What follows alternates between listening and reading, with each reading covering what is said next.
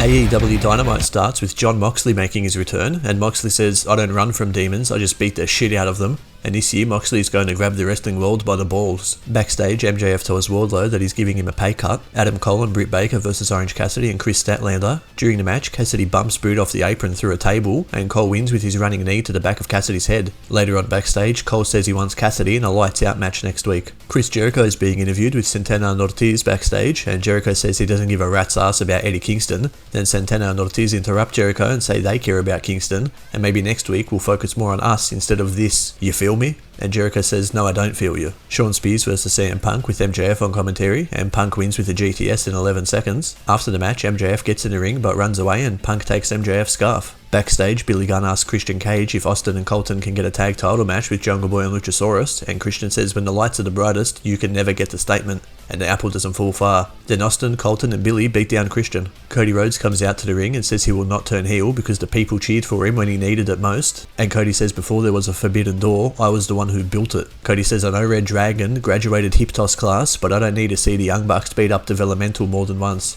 And Cody says next week a beach break, Sammy Guevara, 2 titles and 1 champion. As he climbs a ladder, Malachi Black and Brody King versus the Varsity Blondes, Brian Pillman Jr. and Griff Garrison with Julia Hart in their corner, and Malachi and Brody win with their toss into a power slam tag team finisher. After the match, Pac comes up on the Turnatron and Pac says, "Malachi Black, I'm going to make a martyr of you." Frankie Kazarian versus Lance Archer with Dan Lambert in his corner, and Archer wins with the blackout. After the match, Archer goes to keep beating down Kazarian, but Hangman Adam Page comes out and hits Archer with his boot. Backstage, Kris Statlander and Red Velvet are being interviewed, then Layla Hirsch walks up to them and King hits both of them.